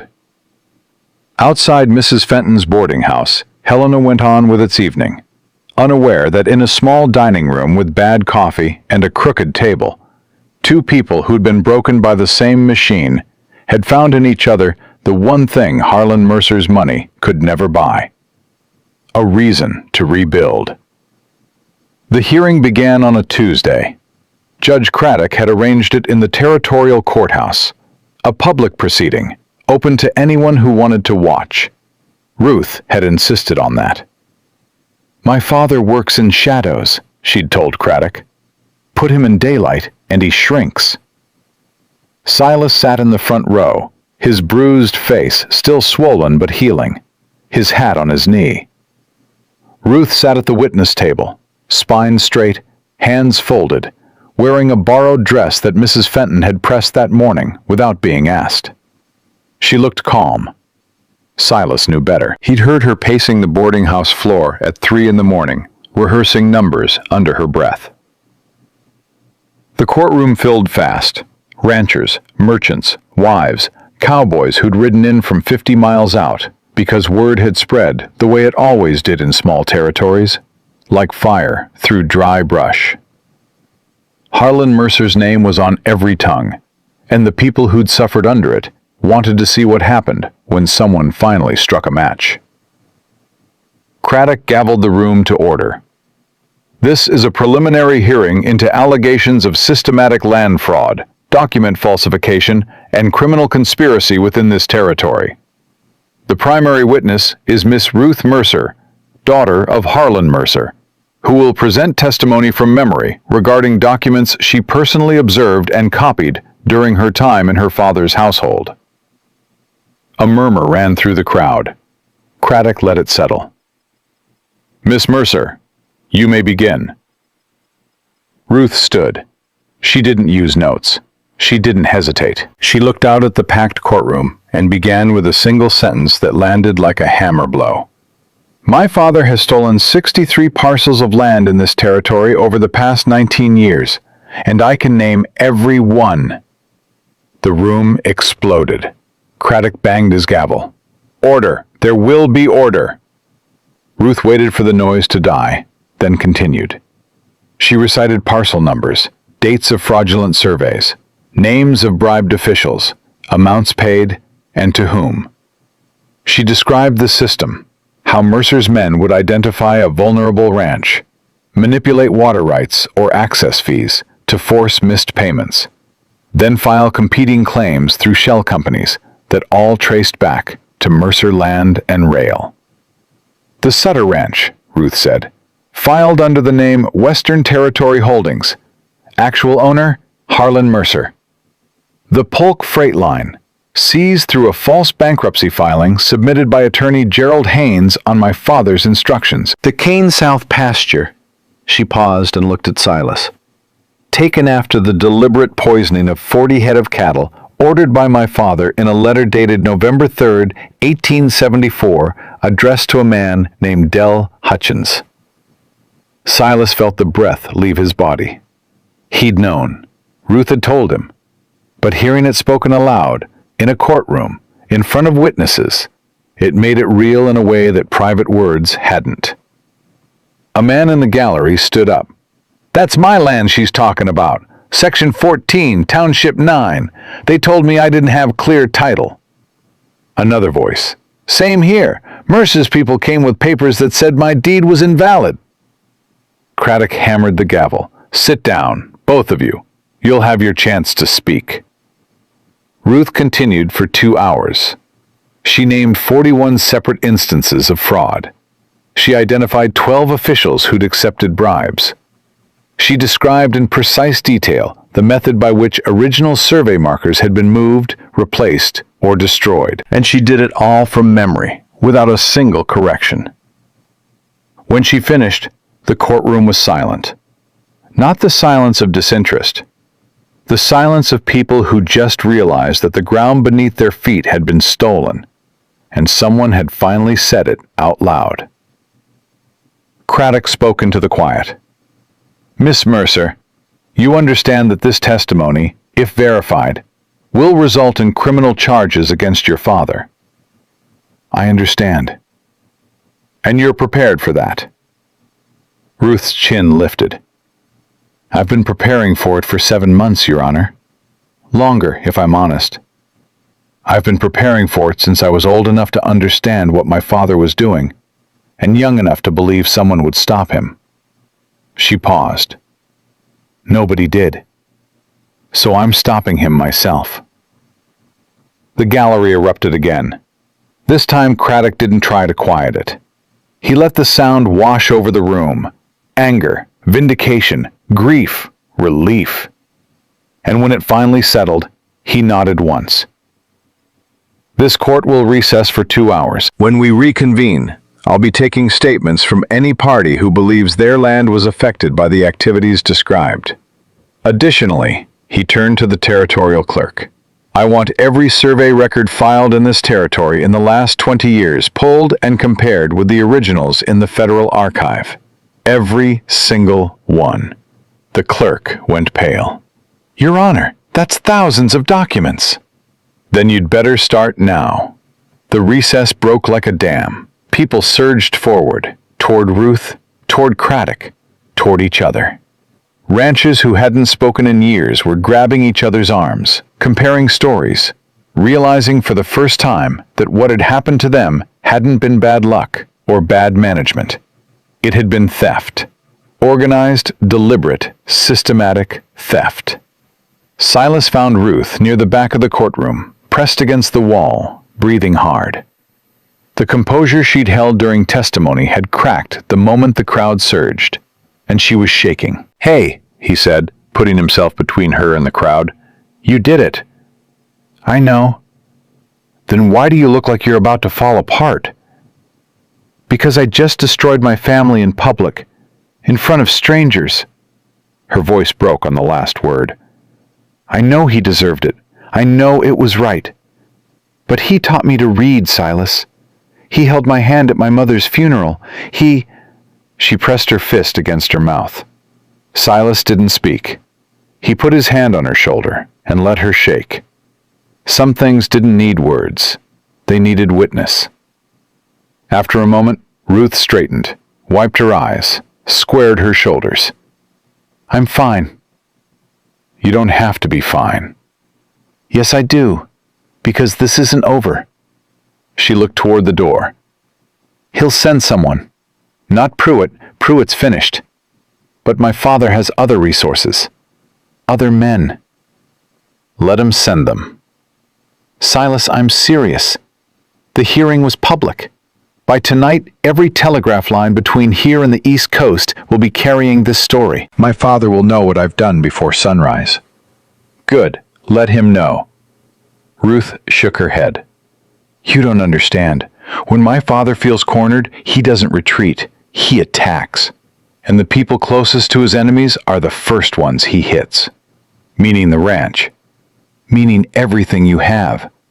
Silas took her hands, both of them, held them steady. "Ruth, look at me." She did. "Everything I have was built on ground my mother held together with her bare hands, while Mercer's people bled her dry. Every dollar, every acre, every fence post. If he wants to come for it, he can try. But this time I know the truth, and this time I'm not alone." He squeezed her hands. "Neither are you." A voice cut through the noise of the courtroom. "Kane?" Silas turned. Holt Dawson stood in the doorway, hat in hand, chest heaving, covered in trail dust. He'd ridden hard to get here. "Holt, what are you—" "They came to your ranch." Holt was breathing too hard to speak easily. He bent over, hands on his knees. "Last night, 3 men. Torches." The floor dropped out of Silas's stomach. "What?" "Barn's gone. Corral fence too. Horses got out. I caught one. The other's running loose, somewhere south." Holt straightened. "House is standing. I got there before they reached it. Fired 2 shots and they scattered." Ruth grabbed Silas's arm. Her face had gone white. "You all right?" Silas asked Holt. "I'm fine, but they'll come back, and next time they won't scatter so easy." Silas looked at Ruth. She was already thinking. He could see it behind her eyes, the rapid calculation she did when the world shifted. "Craddock," she said. "We need Craddock, now." They found the judge in his office. Ruth laid it out in 30 seconds. The arson, The timing, the certainty that Mercer had ordered retaliation before the hearing results were even filed. Craddock listened. Then he did something that surprised all of them. He picked up his hat. "Where are you going?" Ruth asked. "To the telegraph office. I'm wiring the federal marshal's office in Denver. Not the territorial office, the federal one. I'm requesting armed deputies to protect the Kane Ranch and any other property named in these proceedings." He looked at Silas. "How many neighbors do you have within riding distance?" "Half a dozen, maybe more." "Round them up. Any man who's been cheated by Mercer, any rancher who lost land or cattle or family, bring them in. If Mercer wants a fight, we'll give him one. But we'll do it legally, with federal authority, and every move he makes from this point forward goes into the record." Holt stepped forward. "Judge, there's something else. I wasn't just watching the ranch last night. I was at the saloon earlier, and Virgil Creed was there, drunk and running his mouth." "About what?" "About how Mercer was going to burn Kane out and take the woman back." His words, "Take the woman back." Like she was still livestock. Holt looked at Ruth. "Pardon me, ma'am, but you should know. Creed also said Mercer was offering $500 to anyone who brought you back alive." Ruth's expression didn't change. "Alive? That's what he said." "Of course alive. Dead, I'm a martyr. Alive, I'm a daughter who went mad and told lies about her father.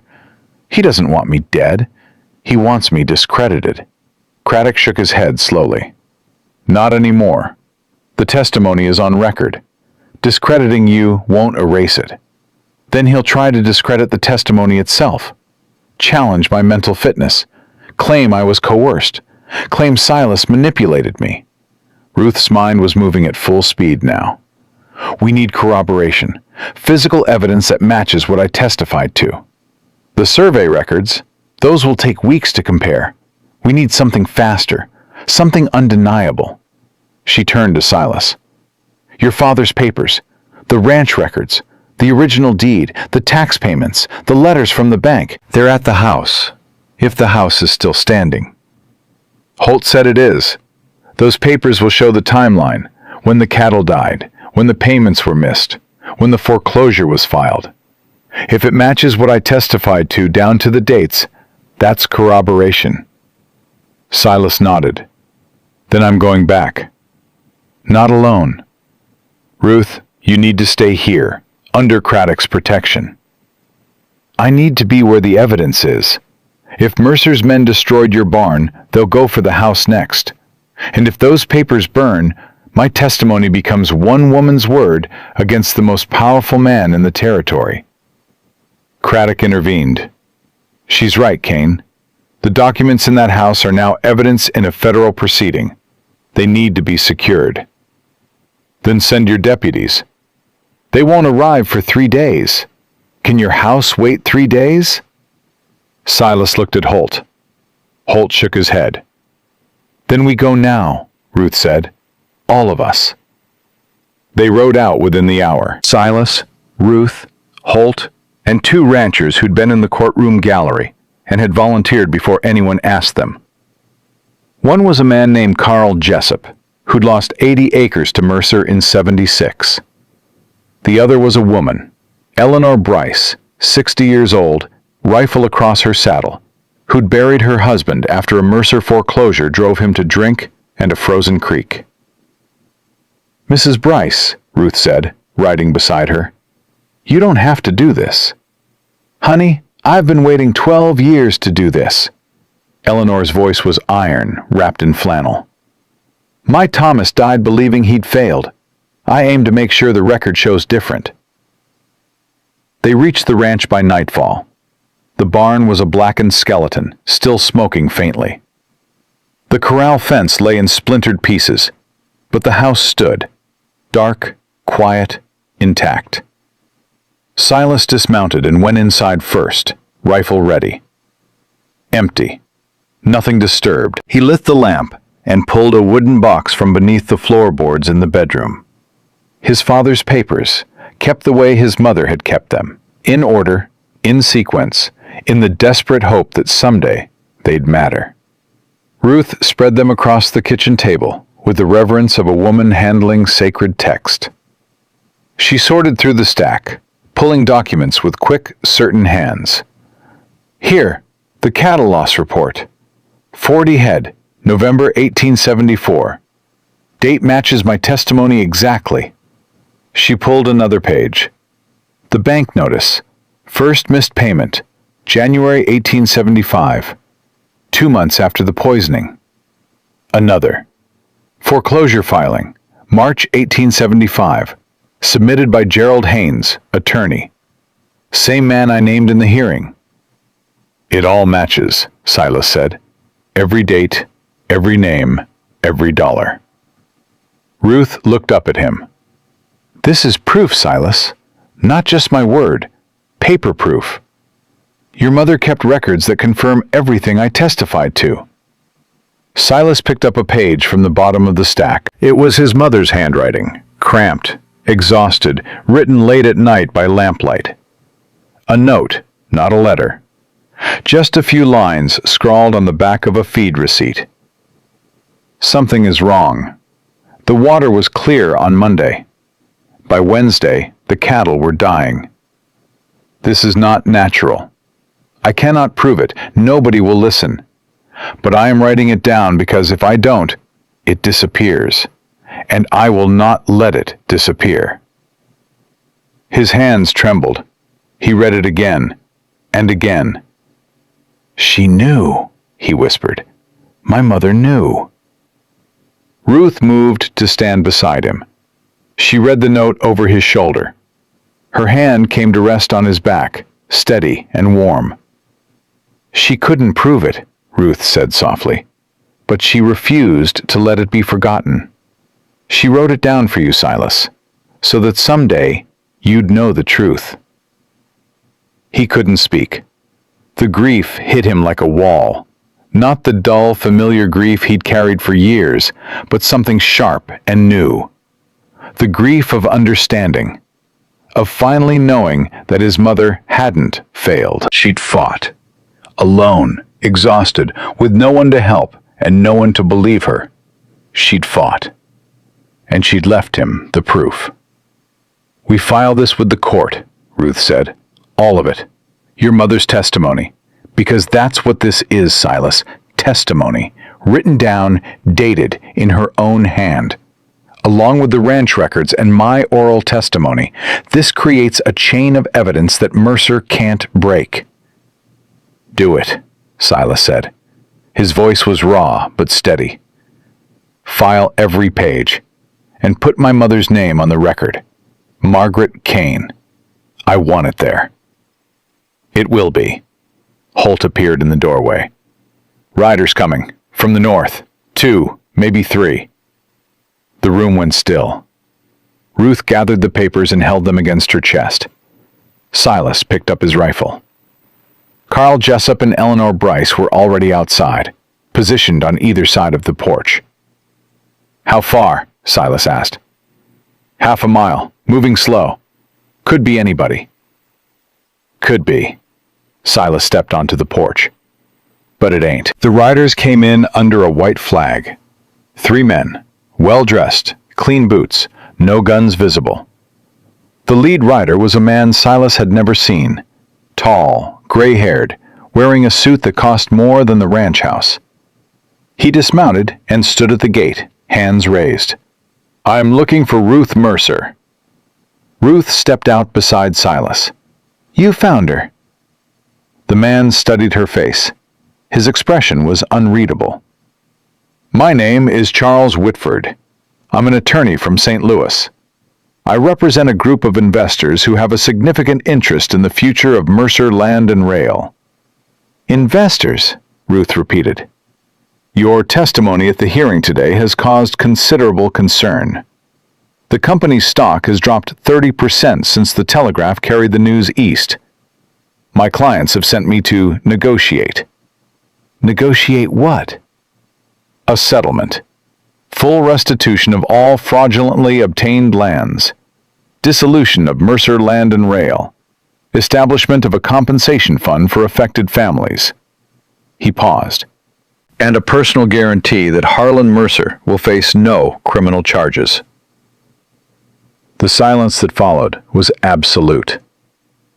Ruth descended the porch steps slowly. She walked to the gate and stood face to face with Whitford, close enough that he took a half step back. Your clients want me to let my father walk free. They want a resolution that avoids a prolonged legal battle that would destroy the company entirely. Mr. Mercer is prepared to surrender all contested properties and retire from public life. Retire? Ruth's voice was quiet, dangerously quiet. Tom Sutter is dead. James Polk is dead. Margaret Kane worked herself into a grave at 42. My father didn't just steal land, Mr. Whitford. He killed people. And you want me to let him retire? Whitford shifted his weight. Miss Mercer, I understand your anger. No, you don't. You understand stock prices and liability exposure and quarterly earnings. Ruth stepped closer. Here is my counteroffer. Every acre goes back. Every family is compensated. And Harlan Mercer faces a federal grand jury. All of it. Or I spend the next 10 years testifying in every courtroom between here and Washington until there isn't a rock left for him to hide under. Whitford stared at her. You'd bankrupt the company. The company was built on stolen ground. It deserves to fall. And the employees? The workers? The towns that depend on Mercer Freight and Rail? Ruth didn't hesitate. Rebuild. Under honest management, with clean titles and fair wages.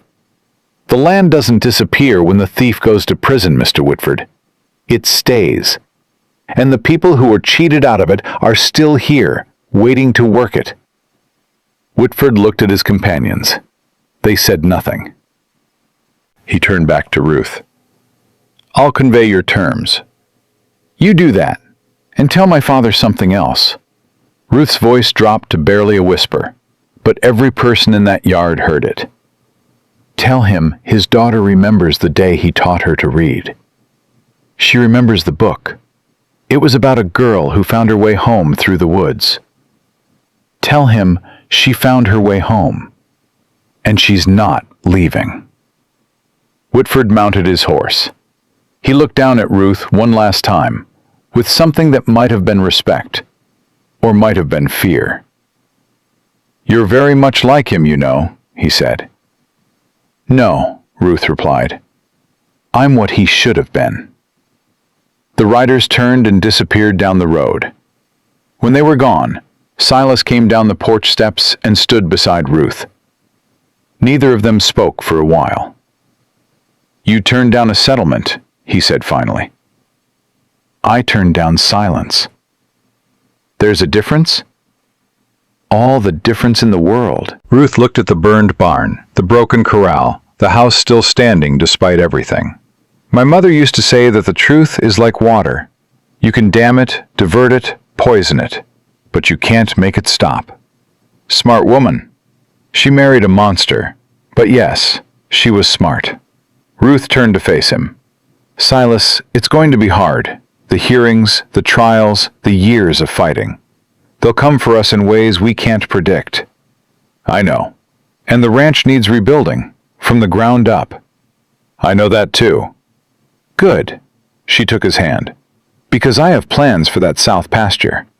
Silas looked at her, at the woman who'd been thrown in free with 2 horses, who'd been called worthless by men who didn't deserve to speak her name, who'd carried an empire's secrets in her memory through 7 months of hell, and delivered them to the one judge in the territory who couldn't be bought. Plans, huh? Detailed plans, with projections. Lord help me. Ruth smiled, real, wide, unguarded, the first full smile he'd ever seen from her. It transformed her face the way sunrise transforms a landscape. And Silas Kane, who'd spent his whole life bracing for the next loss, realized with a jolt that he was looking at something he'd never expected to have. A future. Eleanor Bryce came to stand beside them, rifle over her shoulder, watching the empty road. "They'll be back," she said. "Yes, ma'am," Silas agreed. "Good." Eleanor straightened her hat. "I didn't ride all the way out here just to watch." Holt appeared from the barn wreckage, hauling a salvageable beam. "This wood's still good. We can start rebuilding tomorrow." Carl Jessup was already measuring fence posts. "I'll bring lumber from my place. My boys can help." Ruth watched them, strangers who'd become allies, neighbors who'd become witnesses, ordinary people who'd spent years believing they were alone in what had been done to them. She watched them pick up tools and start working, and something settled in her chest that she hadn't felt since before her mother died. Belonging. Silas put his arm around her. She leaned into him, solid and certain. "Ruth." "Welcome home." She closed her eyes. The words landed in a place she'd thought was gone, the part of her that still believed in safety, in permanence, in the possibility that a woman who'd been erased from the world could write herself back in. "Home," she repeated, and the word tasted like something she'd been starving for. Around them, the work continued. Hammer strikes and voices and the scrape of wood on wood. The sounds of a ranch being rebuilt by hands that had every reason to quit and no intention of doing so.